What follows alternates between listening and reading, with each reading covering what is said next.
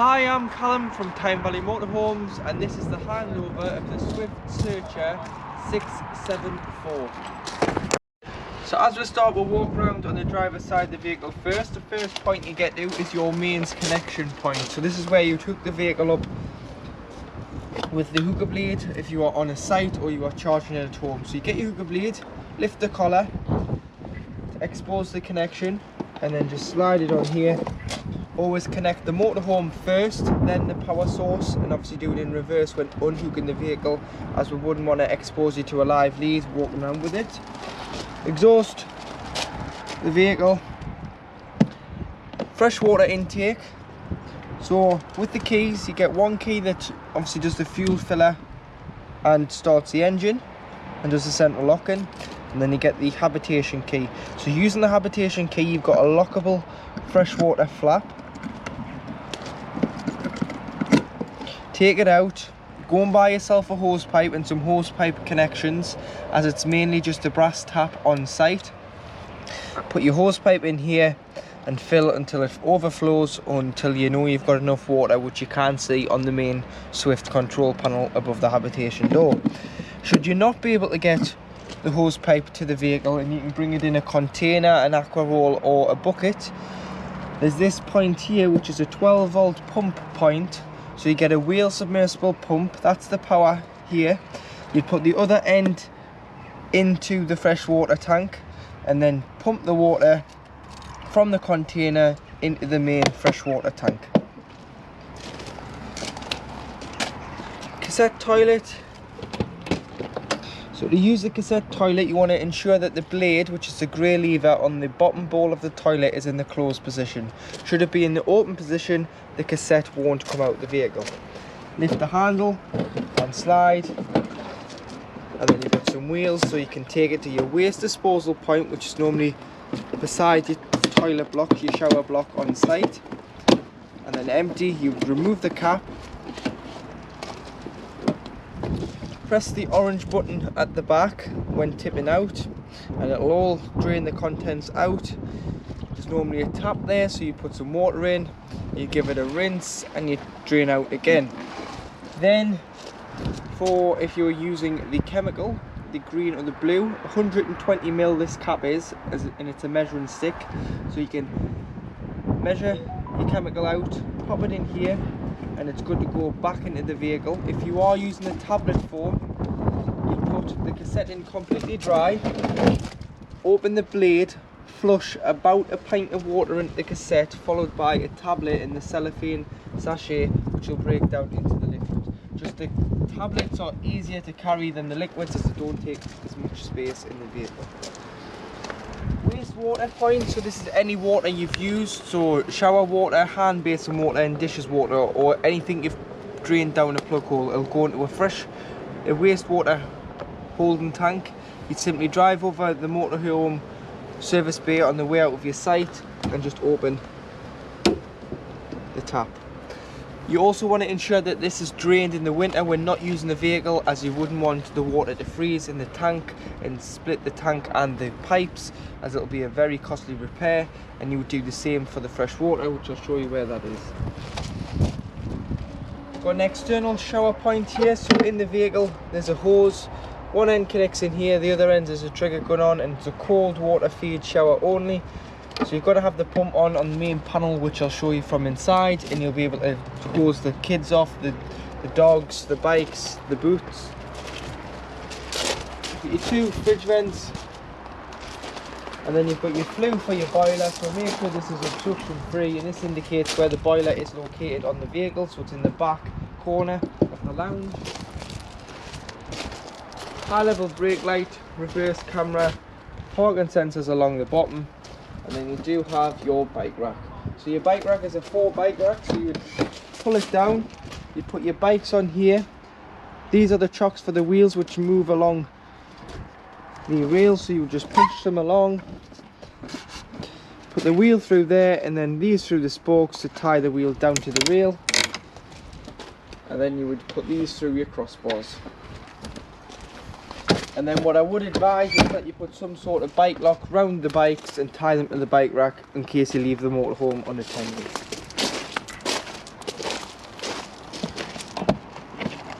Got a storage locker here in the back lounge. There's your awning winding handle and your rafter bar, and you've got some storage in there. You've got your LPG, so liquid petroleum gas. This is your gas locker, so this is where your gas bottles live.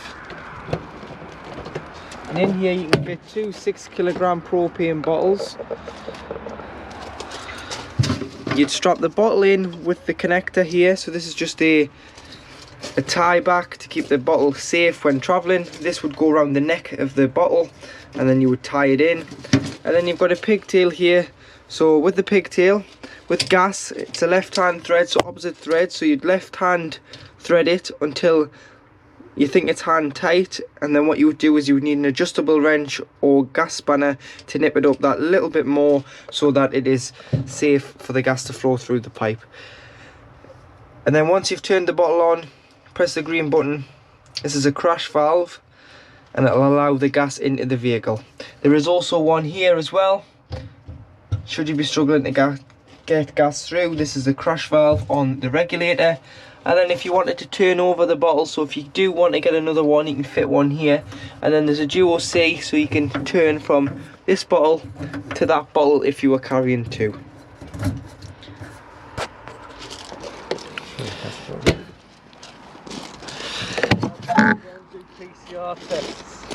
Next to the LPG locker, you've got your external 230 volt socket, so if you want power in your awning for any electrical items, as long as you're hooked up, this will work. And then next to it you do have your external gas point, so this is where you would connect a Kadak, an awning heater or external barbecue virus spigot in there, and then you turn on and off via the yellow tap. You will need some gas hosing, which is orange, and some Jubilee clips to connect everything together, and then that will power from the main bottle on board instead of carrying a spare. At the front here you've got your diesel, so your diesel opens with your main ignition key and you can fill with diesel fuel. And then you do have your tyre pressures on the slam panel of the passenger door, so 5.5 bar, which is 79.5 psi. Underneath the passenger seat, this cover lifts off and you've got a toolkit which has got a jack and brace and a tow eye, and underneath this panel here is where your main engine battery lives. Bonnet release is on the side of the dashboard.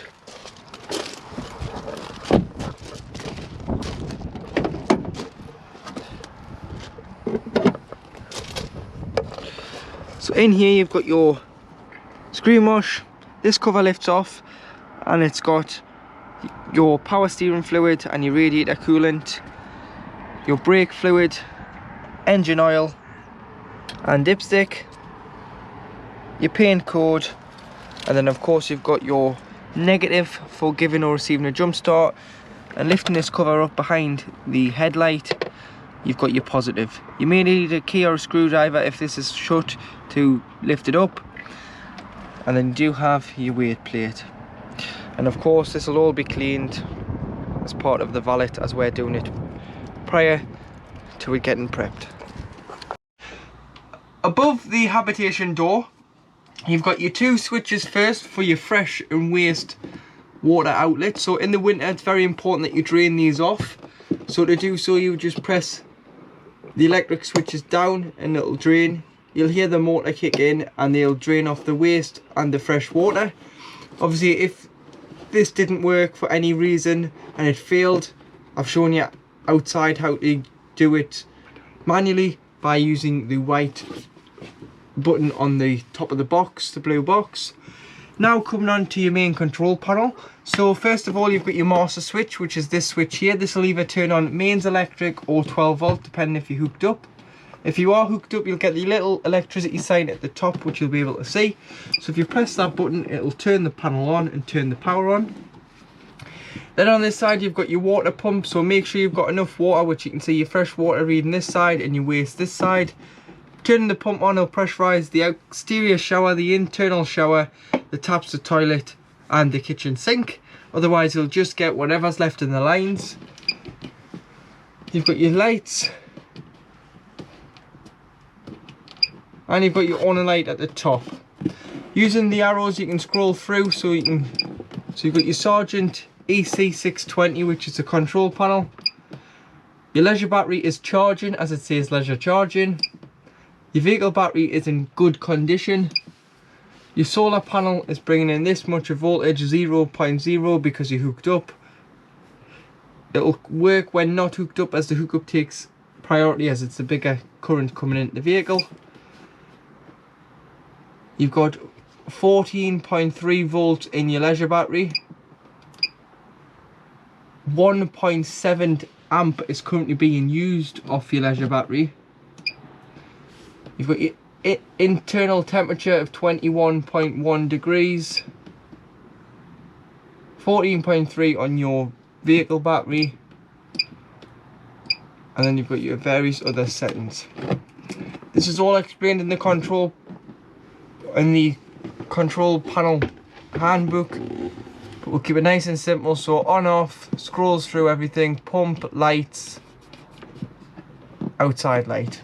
Now coming onto here, you've got your digital control panel for your Truma. So to turn on and off, you just press and hold, and then this is kind of like standby. So to get in, you just press enter, and you've got the widescreen lights up, and you've got your settings. So in the top left hand corner, you've got a motorhome with a thermometer flashing. This is how hot you want your inside of your vehicle to be. So this is kind of like your thermostat. So you've got off if you didn't want the heating on at all, or you've got to the highest of 30 degrees. So depending on what you want, once you're happy, say 28 degrees, you would just press enter and save that at 28 degrees. Moving further along, you've got your water. So thermometer and water, this is how hot you want your water. Obviously if you've got no water on board or your boiler's open, don't put your water on, as it's like boiling a kettle with no water in. You're going to burn the element out and potentially break the boiler. So you've got off, you've got eco, which is 40 degrees of heating your water. Hot, which is 60 degrees of heating your water. Or boost, which will turn off the heating to prioritise the water. So for this we'll just say 60 degrees, which is hot. Click enter. And then moving on, you've got which source. You've got gas on its own. If you're wild camping and you weren't hooked up, obviously be heating the water and the vehicle off gas. You've got mix 1, which is 1 kilowatt of electric and gas.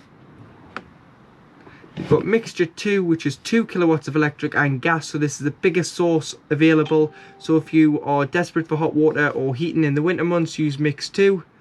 Give it 20 minutes or so and then turn it on to electric, as you wouldn't want to waste your gas if you were on a site.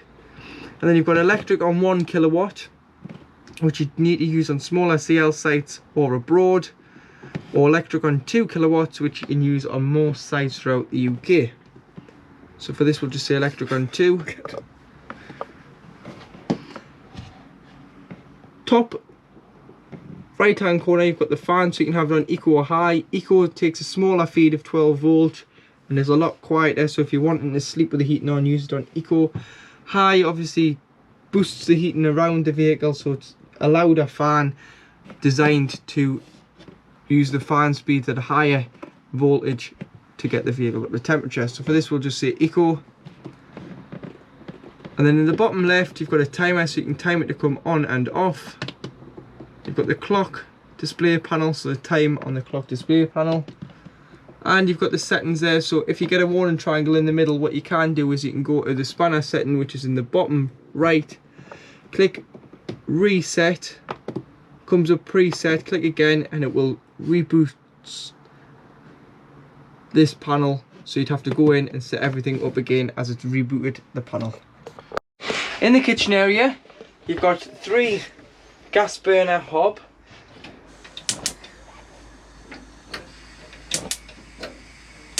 which are all lit like so, and then below you do have an oven and a grill.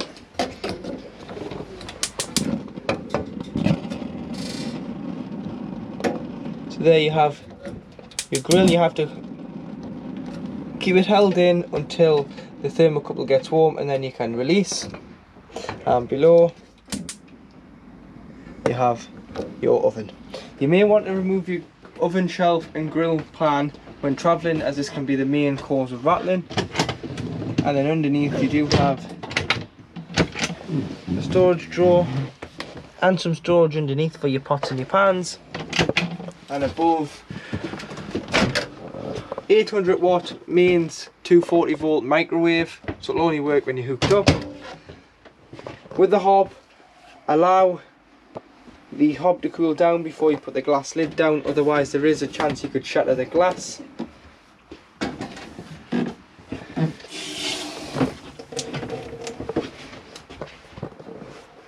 As long as the pump is on, you'll get pressurised water like so.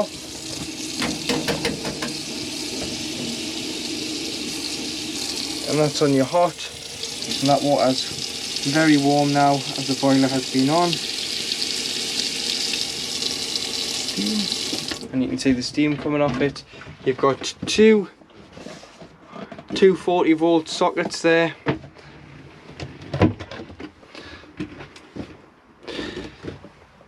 Cup rack, plate rack, and then on the back you've got your solar panel regulator, so it's flashing green, which means the battery is fully charged. And you've also got the plug if you ever need to isolate the main microwave. Across from the kitchen area you've got the fridge. So to operate the fridge, the control panel is inside the door, so you turn on and off here. So just push and press and hold, then you can turn it on and off. So it's gone off, turn it back on. Then you've got what mode you want to be on, so it's this one here. So you can switch between the three modes. So the battery is when you've pre-chilled the fridge beforehand, so if you've been on a site and you're ready to move to your next site and you've got your fridge full of shopping, or you've pre-chilled the fridge a day or two before you've went away, you've put the shopping in the night before, allow it to chill, and then you're ready to hit the road. On auto, put on the battery setting and it'll get a feed from the engine alternator and it'll keep the shopping nice and fresh. So it'll act like a bit of a cool box, and it'll not allow it to get any warmer, but it'll not allow it to get any cooler. If you went on wild camping, which means you've got no other access to any source apart from gas, you turn to gas, which is the middle one. And then if you were on a site, you'd be on mains hookup, which is 240. So if you've pre-chilling at home, prepping the van, or on site, you'd use the mains electric because you wouldn't want to waste the gas. But you can go to the auto setting, and then what that'll do is it'll do its own thing. So should you unhook it, it'll switch over to gas if the gas is open. If you start the engine, it'll go onto the 12 volt setting. So the brain of the fridge will correspond which source is available at any one time. But please note, with the gas, it takes 20 minutes to light. That's just a safety feature, because if you were to pull into a petrol station and you forgot to turn your gas off, it's not going to find 240, it's not going to find 12 volts because you've just knocked the engine off, but it will find gas. So it's programmed to wait 20 minutes and it will beep and flash, but what you can do is just manually switch it over. Then you do have your temperature button on the bottom here, which is this scale here, so you can see what temperature you want the fridge to run at. So normally when you're pre-chilling, have it on full, then drop it down a few once you've got your shopping in, so it doesn't freeze your shopping. And then last of all, with the fridge, once you've used it and you're putting it away for the winter, you're winterising, or you're simply not using the van for a couple of weeks, everything out the fridge, give it a clean out with some antibac, and the last thing you want to do is close the door because it forms an airtight seal, and all that clean air becomes dirty, mouldy and stinky air. So what you've got to do is pull this out like so, put it like that, and then that'll stop the door from locking on itself, and it'll leave a space for air to circulate in and out of the fridge. Above the fridge you've got your TV aerial. So to operate your TV aerial, you've got a booster at the back, and you've got a round wheel which mins and maxes the signal. Should it be too strong or too weak, you can play with that, and that's on the amplifier. But with the aerial, You can loosen the nut off should you be struggling to get a picture. Push the stem up and use the directional toggle on the bottom of the aerial to direct the aerial to find the best TV signal. But look where your other motorhomes and caravans are pointing where you parked when you're on site, and you'll be able to find the best signal. And then when travelling, must be pulled firmly into the vehicle and the nut securely fastened, as you wouldn't want the wind to get underneath the aerial and rip the aerial off. In the wardrobe area, you've got your table extension there, so that just goes in that end there. And then you do have, if you want to use this as a boom arm table, which you can, you've got a boom arm leg there which goes into the floor just here, and you can have it in the back lounge. You've also got your external shower point there, so you've got the hose for it. In the back left hand corner of the vehicle, in the back lounge, is a location of your boiler. So your boiler does two jobs: heats your vehicle and heats a 10-litre water container within the boiler.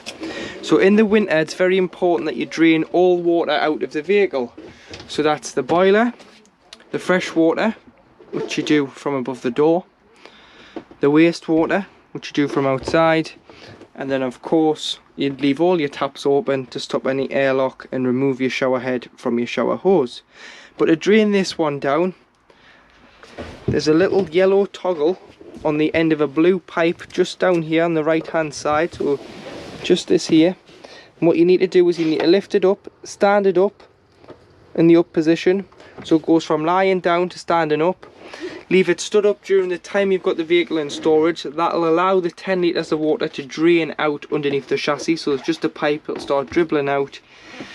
You want to allow all the water to drain out the boiler, because if you don't, this isn't covered under warranty, as frost damage is your responsibility, and it's very expensive. If you did leave the water in this, you could crack the cylinder and you could crack all the pipes and flood the vehicle, and it would be a very expensive mistake to make. So always make sure that you drain the boiler off, leave all the taps open, open the fresh and the waste from above the door, waste from outside, make sure they're completely drained, and then you would be winterized. But to drain this, you'd use a yellow toggle, and you want to stand it up until you come to reuse it. Then you would shut all the taps, so you'd shut your fresh and your waste, you'd shut all the taps within the vehicle, you'd put your shower head back on your shower hose and hang that up, shut the boiler, get your hose pipe and fill it with water, put your control panel on, put your pump on, go to the cold side of the tap first, you'll get automatic cold water. Go to the hot side, it will cough, splutter, make all sorts of noises until you get a free flow of water from the hot side of the tap. This is when you know that your system is primed. And then you would start off with one tap, say the kitchen tap, then you would do the hand basin, and then you would check the shower. But once you've done one, the others are fairly quick. Underneath the wardrobe in the rear lounge is the location of your fuse board. So you've got a power supply unit, which is an EC600 unit. So in the winter, when you want to eliminate any power drain, you can turn off this system shutdown button, which is the black button in the top left hand corner, and that'll stop any power being drained from the leisure battery.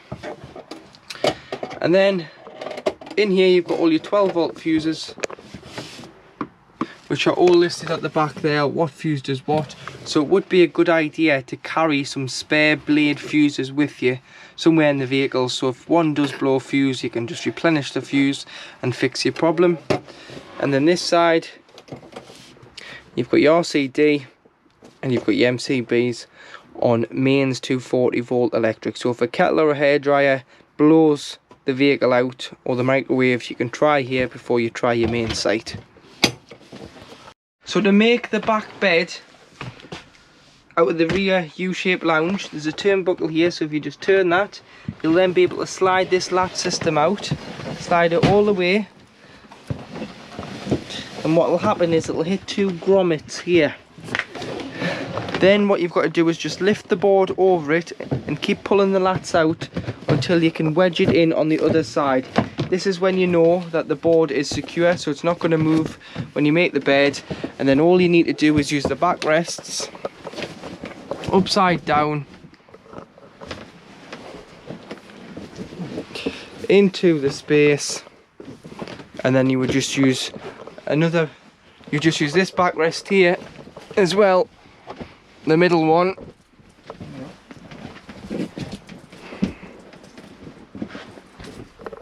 as the infill. And you do also have an infill, so sorry you don't use that. There's an infill cushion which just slides in here and stops that other cushion from moving. Then what I would advise is that you turn the base cushions upside down as well, and then you've got a large double bed, if not a king size, at the back of the vehicle. In the toilet area, you've got your light switch just on the outside of the toilet, and then you've got your toilet, your hand basin and your shower head. So like I said, when winterizing, remove that. As you can see there, it's got quite a few loops in. Any water could harvest in there and potentially freeze. So lie the pipe down into the shower tray with all the mixers open. Toiletry cabinet underneath and a one above. Got a handy hanging rail there for your towels and a shower curtain. To operate the toilet, what you need to do is ensure the pump's on to pressurize the water. Press the button, the blue button, and you'll get a flush.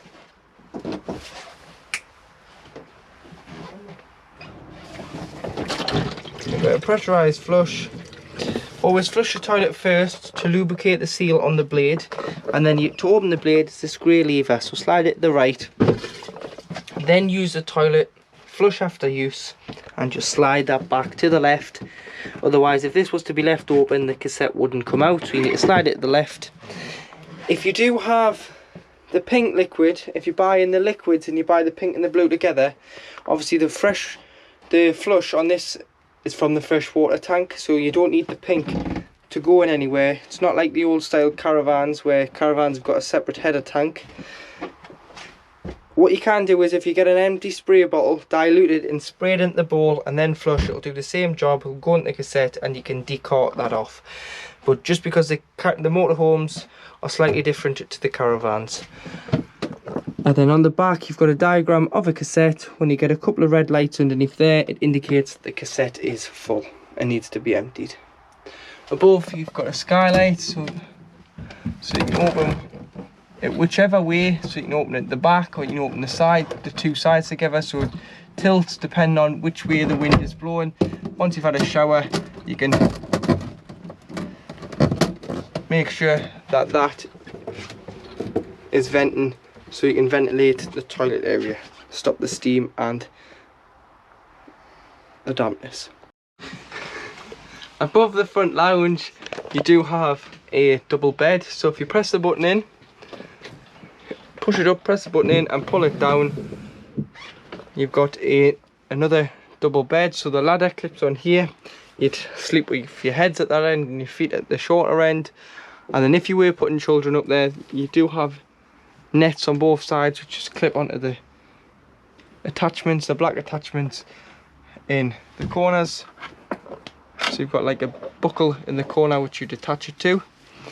And then when putting the bed back up, if you take your pillows off, but you can leave it made with a duvet and push it back up. So you would just, all you need to do is push the button in again and push it up.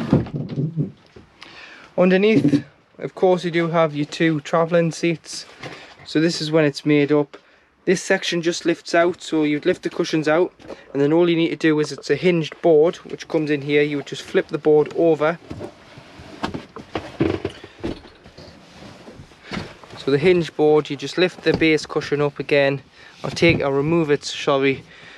So you need to remove that cushion, and then you just flip the board back over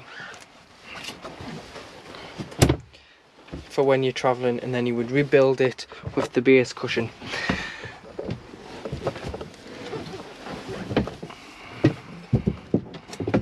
Underneath here you do have your fresh water tank.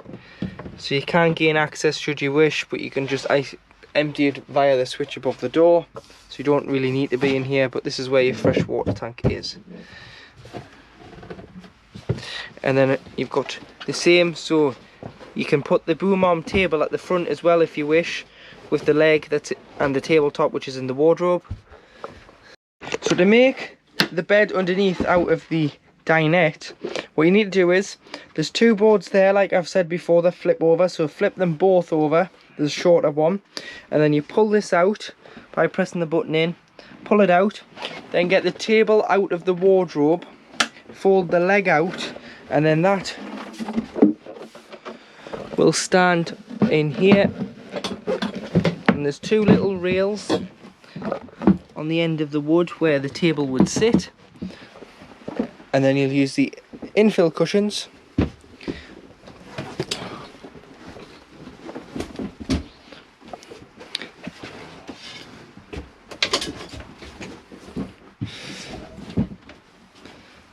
and the backrests. Of course you would use the backrests, so one in there, shorter one in here,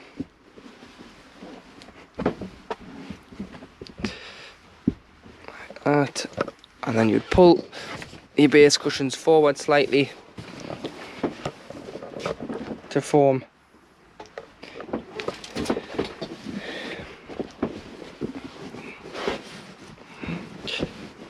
your double bed. But you can configure it with the cushions. We'll let you have a go as well, and you can decide which way is the best to configure the bed below. So with a lot of head scratching, we've worked it out. So using the backrests off here, the two shorter ones, put them in there, they fit lovely on top of the table. Use the one bigger infill cushion, put that there, bring those base cushions forward, and then the remaining backrests, if you just push them in the back, cushions don't move, and there you have a full space of cushions for a double bed. And that would be how you would put all the cushions in. So base cushions, backrests, infill, base cushions, backrests. So to operate your Avtex TV, which is fitted using the remote pointing down to the left hand corner, there's a ultrasonic eye there, so you can turn the telly on. Wait until it gets the blue light, which indicates the telly is on, and you'll get the Avtex screen. But then each time you move, you will have to retune the TV. So there's the telly working there, because we've retuned it here. To retune, orange button says AQT, press and hold. Keep the button held in.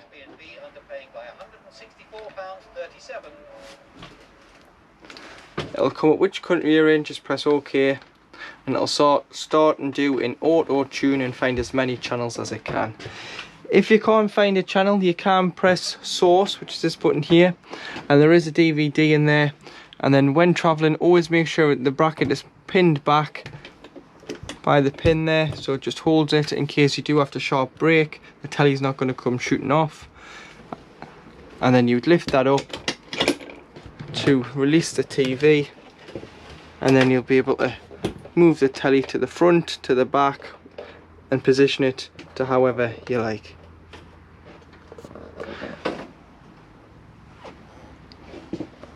And then make sure, if you are struggling to get the TV on, that you haven't knocked this button here, as this is the master switch. So now in the cab, so you've got your handbrake to your right, and then you've got your electric windows and electric mirror adjustment, so it adjusts both the top and the blind spot. So you've got two adjustments on both sides. Coming down to the right of the driver, you've got your headlight adjustment and rear fog lights. Your wiper stalk has your trip computer on the end, so this will go through the screen in the middle, tell you instant average consumption, your miles per gallon, your travelling times and your distance travelled. You've got your lights and your indicators on the top stalk, then on the bottom stalk you've got off in the middle like it is now. Cruise control brings on the green light in the bottom of the rev count, and then you just push up. Cancel with a foot brake or cancel on the end of the stalk, and press resume on the end, and it'll go back to the last speed you had it set at before the engine was knocked off. On the bottom one you've got speed limiter, so SLD, and then you can press up slowly, goes up in ones, press and hold goes up in fives, and then if you feather the throttle it won't go over that, but if you press it right down to the floor, it will override the speed limiter as a safety feature. As it's fitted with the Comfortmatic gearbox, you've got neutral at the top, reverse at the bottom, which if I start the engine, that beeping's just to say we're hooked up. You've got your rear view camera,